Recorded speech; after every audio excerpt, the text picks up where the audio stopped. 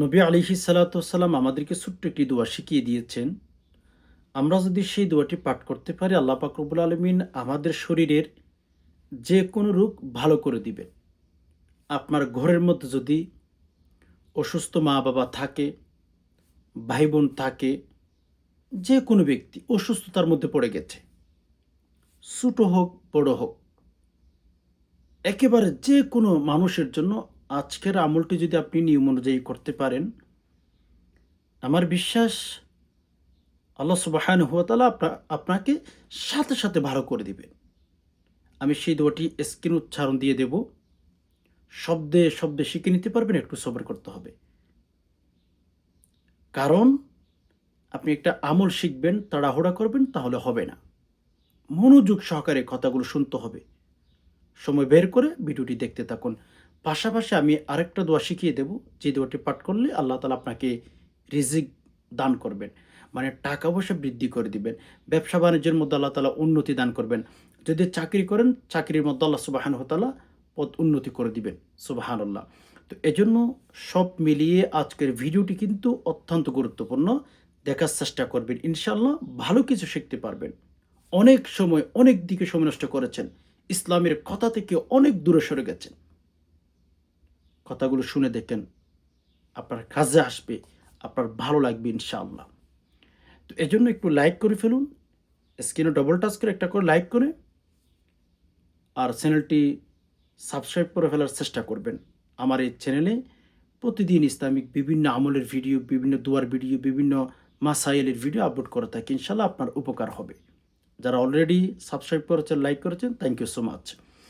তো যাই হোক, সম্মানিত দিনী ভাই বোন, দেখেন আমরা অসুস্থ হয়ে যাই।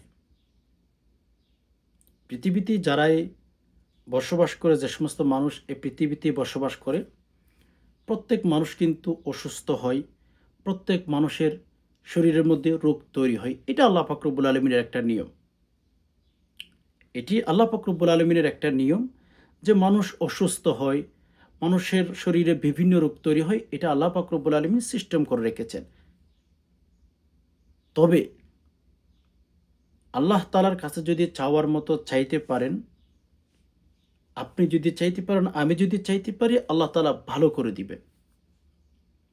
কারণ আমাদের ঈমান, আমাদের বিশ্বাস রাখতে হবে, আমাদেরকে রোগে আক্রান্ত করে কে?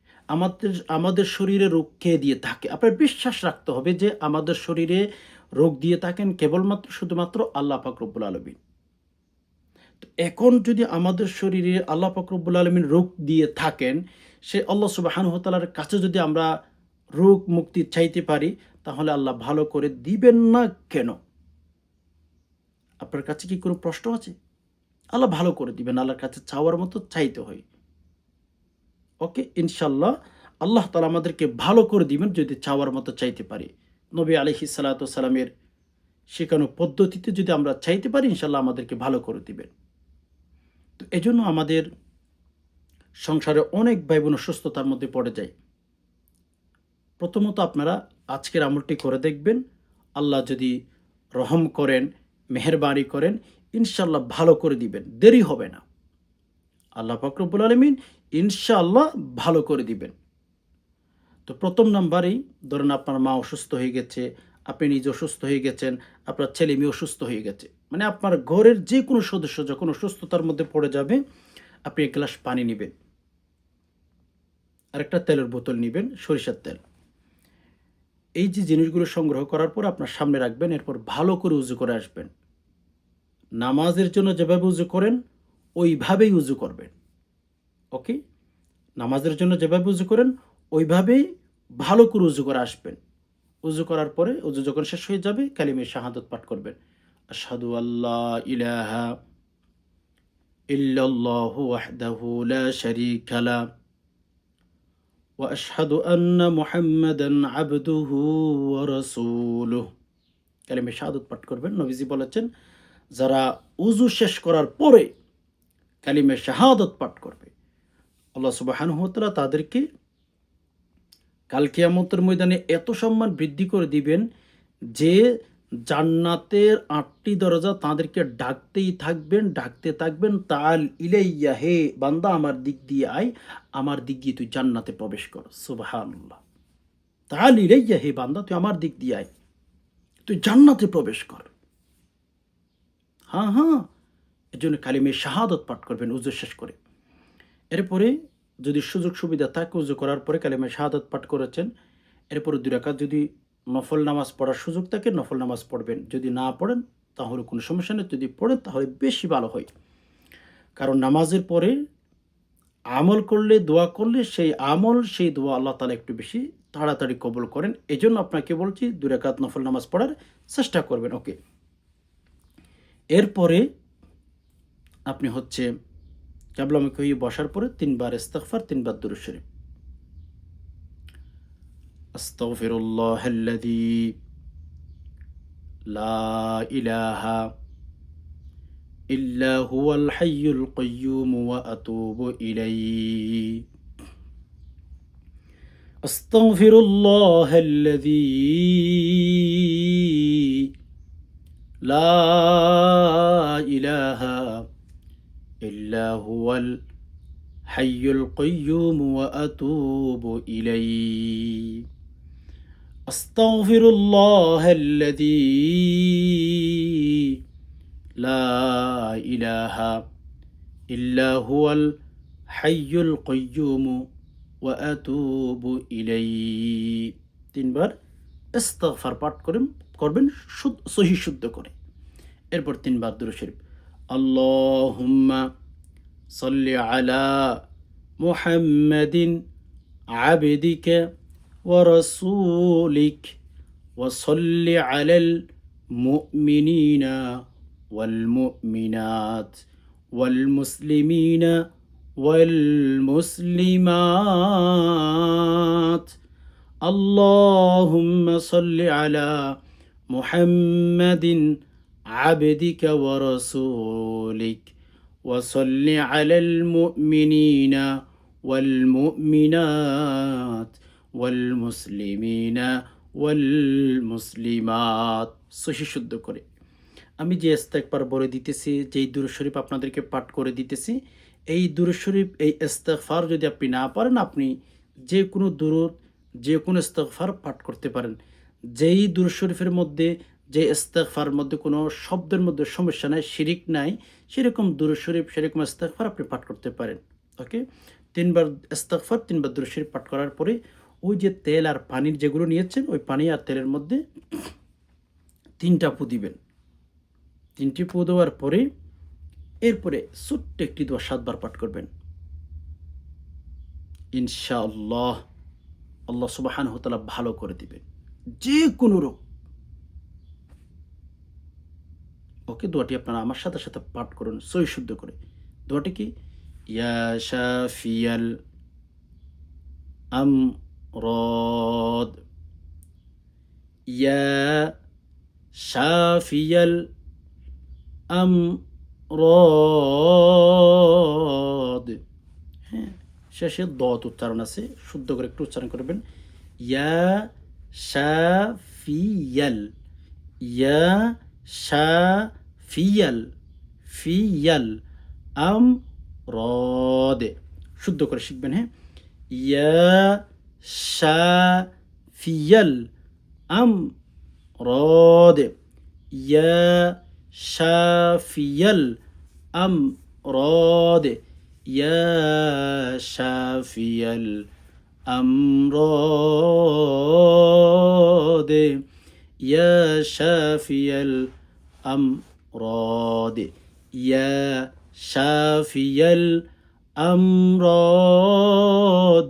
ইয়া শাফিয়াল, আমে রদে বলবেন। আমে এটা কলকলা হয়ে যাচ্ছে, আপনার অর্থের মধ্যে ব্যাঘাত ঘটবে। ইয়া শাফিয়াল আমরাদ, ইয়া শাফিয়াল আমরাদ পাঠ করে ওই যে পানির মধ্যে আবার ৩ বার ফু দিবেন। যে পানিগুলো আপনি নিয়েছেন গ্লাসে, ওই পানির মধ্যে ফু দিবেন। এরপরে শেষে ৩ বার আবার দুরূদ শরীফ পাঠ করবেন। আল্লাহুম্মা সাল্লি আলা মুহাম্মাদিন আবদিকা ওয়া রাসূলিক وصل على المؤمنين والمؤمنات والمسلمين والمسلمات اللهم صل على محمد عبدك ورسولك وصل على المؤمنين والمؤمنات والمسلمين والمسلمات।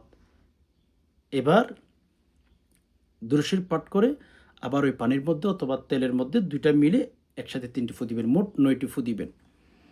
এরপর যেই হচ্ছে তেলের মধ্যে ফু দিয়েছেন, পানির মধ্যে ফু দিয়েছেন, ওই তেল ওই পানিগুলো যে ব্যক্তি অসুস্থ হয়ে গেছে তাকে সঠিক নিয়মে ব্যবহার করার ব্যবস্থা করে দিতে হবে। যদি সে ব্যক্তি মুরব্বী হয়ে থাকে, তার মাথার মধ্যে তেলগুলো লাগাবেন, রাতে ঘুমার সময় সকালে একটু লাগাবেন, হ্যাঁ, পায়ের তালুতে একটু লাগাবেন, আর পানিগুলো সে সকালে বিকালে পান করবে।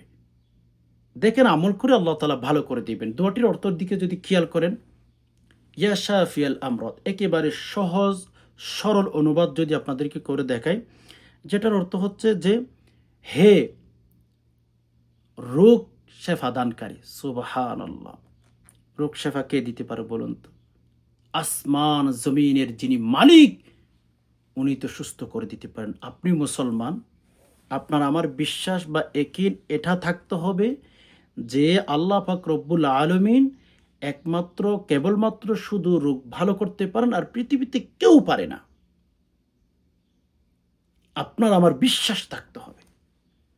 এই পৃথিবীতে যে কোনো ব্যক্তির যখনই রোগ হয়, শুধুমাত্র আল্লাহ পাক রব্বুল আলামিন সুস্থ করতে পারেন, আর কেউ সুস্থ করতে পারে না। ওকে ভাই বোন, এটা আপনার আমার বিশ্বাস থাকতে হবে, আমাদের ইয়াকিন থাকতে হবে। আল্লাহ তাআলা নিজে তো বলেন, ইন্নাল্লাহা আলা কুল্লি শাইইন কদির। আল্লাহ বলেছেন যে আমি সব জিনিসের উপরে শক্তি রাখি। আমার উপরে কেউ শক্তি রাখে না, আমি সকল জিনিসের উপরে শক্তি রাখি।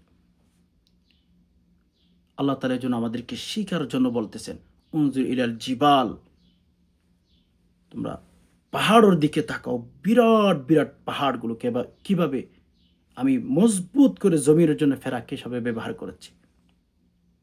উনজুর ইলাস সামা, আসমানের দিকে তাকাও, কিয়ামত পর্যন্ত 1 ইঞ্চি নিচে নামবে না। কোনো বিজ্ঞান আপনাকে তথ্য দিতে পারবে যে আসমান 1 ইঞ্চি নিচে নেমে গেছে, 1 ইঞ্চি উপরে উঠেছে? কেউ বলতে পারবে না।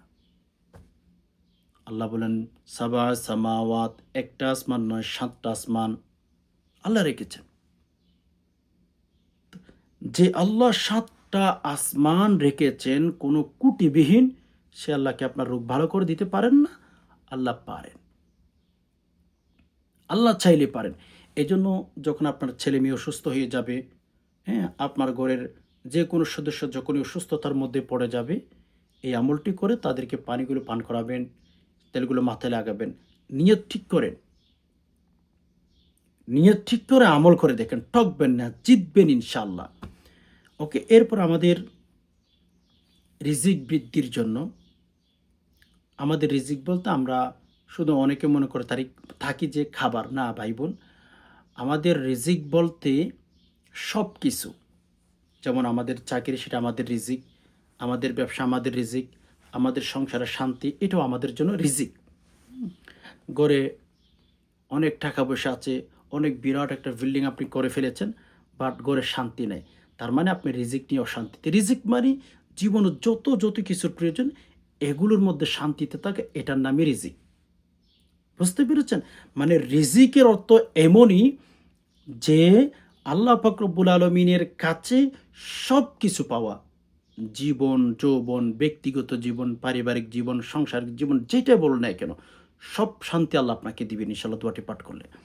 দোয়াটি আমি যেভাবে বলে দিতেছি সেভাবে পাঠ করবেন, সকাল বিকাল পাঠ করবেন। 3 বার ইস্তিগফার, 3 বার দুরূদ শরীফে, আস্তাগফিরুল্লাহাল্লাযী লা ইলাহা ইল্লা হুয়াল হাইয়ুল কাইয়্যুম ওয়া আতুবু ইলাইহি। আস্তাগফিরুল্লাহাল্লাযী লা ইলাহা ইল্লা হুয়াল হাইয়ুল কাইয়্যুমু ওয়া আতুবু ইলাইহি। তিনবার ইস্তিগফার পাঠ করবেন, তিনবার দুরূদ শরীফ পাঠ করবেন। আল্লাহুম্মা সাল্লি আলা মুহাম্মাদিন আবদিকা ওয়া রাসূলিক ওয়া সাল্লি আলাল মুমিনিনা ওয়াল মুমিনাত ওয়াল মুসলিমিনা ওয়াল মুসলিমাত। আল্লাহুম্মা সাল্লি আলা মুহাম্মাদিন আবদিকা ওয়া রাসূলিক ওয়া সাল্লি আলাল মুমিনিনা ওয়াল মুমিনাত ওয়াল মুসলিমিনা ওয়াল মুসলিমাত। তিনবার পাঠ করবেন, তিনবার দুরূদ শরীফ, তিনবার ইস্তিগফার পাঠ করার পরে দোয়াটি পাঠ করবেন সহিহ শুদ্ধ করে। আমার সাথে সাথে রিপিট করুন। হ্যাঁ, দোয়াটি হচ্ছে আল্লাহুম্মা রযুকনা ফাইন্নাকা খায়রুর রাযিকিন। শুদ্ধ করে আল্লাহুম্মা রযুকনা আমাদের, আল্লাহুম্মা রযুকনি আমার, মানে একজনের জন্য দোয়া করলে মারযুকনি বলবেন। আর আপনার আত্মীয় স্বজন ভাই ব্রাদার যারা আছে তাদের সবার জন্য যদি আল্লাহ সুবহানাহু ওয়া তাআলার কাছে রিজিক চান তাহলে এভাবে পাঠ করবেন। আল্লাহুম্মা রযুকনা বলবেন। যদি নিজের জন্য একজনের জন্য চান তাহলে আল্লাহুম্মা রযুকনি বলবেন। হ্যাঁ, আচ্ছা, এভাবে পাঠ করবেন। আল্লাহুম্মা রযুকনা মারযুকনা ফাইন্নাকা খায়রুর রাযিকিন। হ্যাঁ, আল্লাহুম্মা রযুকনা ফাইন্নাকা খায়রুর রাযিকিন। আল্লাহুম্মা রযুকনা ফাইন্নাকা খায়রুর রাযিকিন। ওকে, তো এটা পাঠ করার পরে ৭ বার পাঠ করবেন। এরপরে শেষে ৩ বার আবার দুরূদ শরীফ পাঠ করবেন। আল্লাহুম্মা সাল্লি আলা মুহাম্মাদিন আবদিকা ওয়া রাসূলিক ওয়া সাল্লি আলাল মুমিনিনা ওয়াল মুমিনাত ওয়াল মুসলিমিনা ওয়াল মুসলিমাত। আল্লাহুম্মা সাল্লি আলা মুহাম্মাদিন আবদিকা ওয়া রাসূলিক ওয়া সাল্লি আলাল মুমিনিনা ওয়াল মুমিনাত ওয়াল মুসলিমিনা ওয়াল মুসলিমাত। আল্লাহুম্মা সাল্লি আলা মুহাম্মাদিন আবদিকা ওয়া রাসূলিক ওয়া সাল্লি আলাল মুমিনিনা ওয়াল মুমিনাত ওয়াল মুসলিমিনা ওয়াল মুসলিমাত। পাঠ করার পরে আল্লাহর কাছে দোয়া করবেন। আমি যদি একটু আপনাদেরকে অর্থটা বলি, দেখেন অর্থটা কত চমৎকার। দোয়াটির অর্থ আল্লাহুম্মা রযুকনা, আল্লাহ আপনি আমাদেরকে রিজিক দান করুন। মানে আপনি আল্লাহর কাছে চাইতেছেন। নবী আলাইহিস সালাতু ওয়াস সালামের একটা হাদিস আবু হুরায়রা রাদিয়াল্লাহু তাআলা আনহু বর্ণনা করেছেন। কোনো বান্দা যদি আল্লাহর কাছে দোয়া করেন, প্রার্থনা করেন, যে আল্লাহকে বলছেন যে আল্লাহ আমার এটা সমস্যা, ওইটা সমস্যা, আল্লাহ আপনি আমাকে দান করুন। এই যে আল্লাহর কাছে আপনিও বলতেছেন, আমিও বলতেছি, হ্যাঁ? যখন কোনো বান্দা, আবু হুরায়রা বলেন, নবীজি স্পষ্ট হাদিসের মধ্যে বর্ণনা করেছেন, যখন কোনো ঈমানদার নারী পুরুষ আল্লাহ সুবহানাহু ওয়া তাআলার কাছে কোনো জিনিসের জন্য প্রার্থনা করেন, মেসেজ দেন, আল্লাহ পাক রব্বুল আলামিন বলে ওই বান্দাকে খালি হাতে ফিরিয়ে দিতে আল্লাহ সুবহানাহু ওয়া তাআলার লজ্জা লাগে। সুবহানাল্লাহ। আল্লাহ সুবহানাহু ওয়া তাআলার লজ্জা লাগে যে বান্দাকে খালি হাতে ফিরিয়ে দিতে। আপনি নিজেরটা চিন্তা করেন। আপনার ঘরের মধ্যে যদি কোনো মেহমান আসে অথবা কোনো আপনার আত্মীয়-স্বজন আসে যে আপনার কাছে কিছু চাইলো, বাট আপনি দিতে পারেন না, আপনার কাছে লজ্জা লাগে না? অবশ্যই মনটা ছোট লাগে। যদি দিতে পারেন ভালো লাগে, রাইট? সবাই না, কিছু মানুষ আছে না দিতে পারলেই খুশি হয়, রাইট? আমার কথা হচ্ছে আল্লাহ পাক রব্বুল আলামিনের কাছে বান্দা চাইলে বান্দাকে আল্লাহ খালি হাতে ফিরিয়ে দিতে আল্লাহ নিজেই লজ্জায় পড়ে যায় যে আমার বান্দা আমার কাছে দোয়া করেছে অথচ আমি আমার বান্দাকে দিতে পারতেছি না। সুবহানাল্লাহ। মানে আল্লাহ নিজে লজ্জায় পড়ে যায়। সেরকম একজন মহান রব, সেরকম একজন মহান আল্লাহর কাছে আপনি না চাইলে কার কাছে চাইবেন? কার কাছে আপনি চাইবেন বলুন? ওকে, তো যাই হোক সম্মানিত দিনী ভাই বোন, দোয়াটির অর্থ একটু খেয়াল করুন, কত চমৎকার অর্থ। আল্লাহুম্মা রযুকনা, আল্লাহ তাআলাকে বলতেছেন যে আল্লাহ আমাদের উপর আমাদেরকে রিজিক দান করুন। কেন? ইন্নাকা, নিশ্চয়, খৈরুর রাজিকিন, আল্লাহ রিজিক দাতার ভেতরে সবচেয়ে শ্রেষ্ঠ রিজিক দাতা আপনি। মানে দোয়াটার অর্থ কত চমৎকার দেখেন। আল্লাহকে বলতেছেন যে আল্লাহ আপনি আমাকে রিজিক দান করুন। কেন? ইন্নাকা খৈরুর রাজিকিন, রিজিক দাতার ভেতরে, মানে দাতার ভেতরে সবচেয়ে শ্রেষ্ঠ দাতা আপনি, মানে আল্লাহকে বলতেছেন।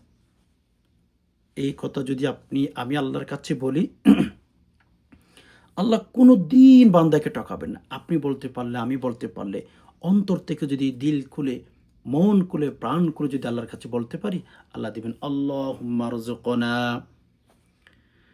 ফাইন্নাকা খৈরুর রাজিকিন। আল্লাহ আপনি আমাদেরকে রিজিক দান করুন। আপনি রিজিক দাতার ভেতরে সবচেয়ে শ্রেষ্ঠ রিজিক দাতা। এই দুটি পাঠ করে আল্লাহর কাছে বলবেন, আল্লাহ যে কোনো সমস্যার কথা বলবেন, আল্লাহ পাক রব্বুল আলামিন দিবেন। আল্লাহ পাক রব্বুল আলামিন সমস্যার সমাধান করে দিবেন। জীবনে অশান্তি আছেন, এটাও আপনি রিজিকের অন্তর্ভুক্ত করতে পারেন। স্ত্রী পালন, এটাও রিজিকের অন্তর্ভুক্ত বলতে পারেন। আপনার ছেলে মেয়ে পালন, এটাও রিজিকের অন্তর্ভুক্ত বলতে পারেন। মানে যে কোনো অশান্তির জন্য, যে কোনো শান্তির জন্য, রিজিক বলতে আমাদের লাইফে যেটা পাইলে আমরা শান্তিতে থাকবো, ওই জিনিসটার জন্য আমরা এই দোয়াটি পাঠ করতে পারি। চাকরি চলে গেছে, দোয়াটি পাঠ করতে পারেন। ব্যবসা বাণিজ্যের মধ্যে শুধু লস খাচ্ছেন, দোয়াটি পাঠ করতে পারেন।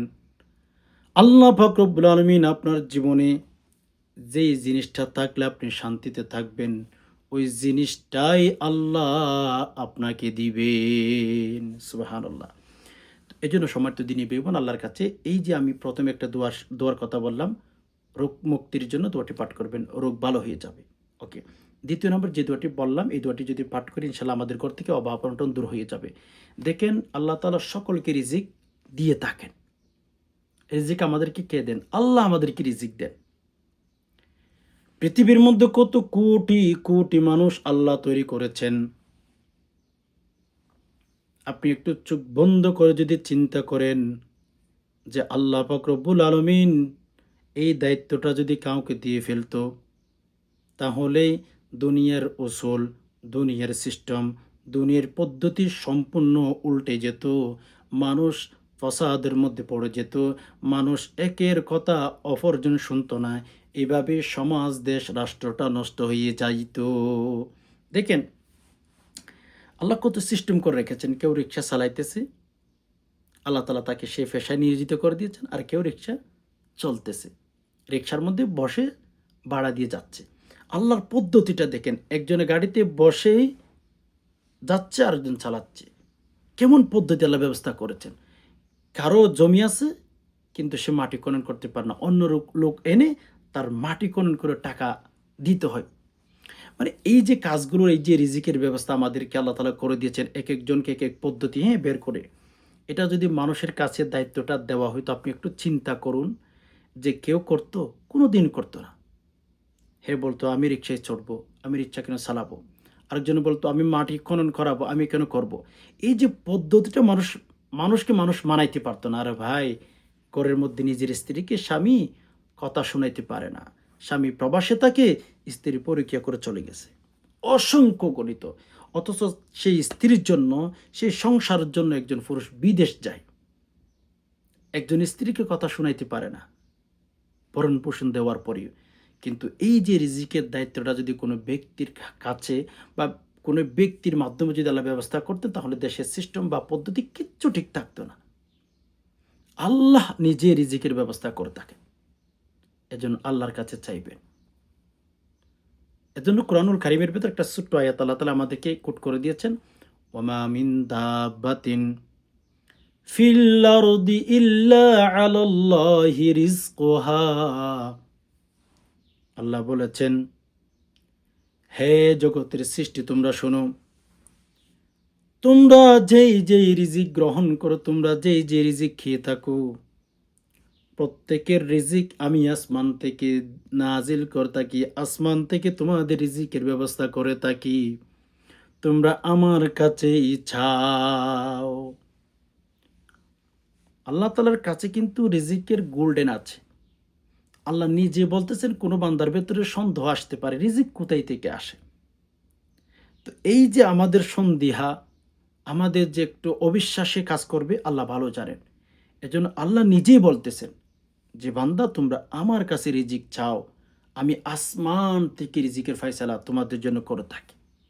এখন ভাবুন, আল্লাহ তাআলা আসমান থেকে রিজিকের ব্যবস্থা করেন, আপনি আমি বাবার কাছে চলে যাই, মাজারের কাছে চলে যাই, হ্যাঁ মূর্তির কাছে চলে যাই। আল্লাহ বলেন আমি তোমাদের রিজিকের ব্যবস্থা করি।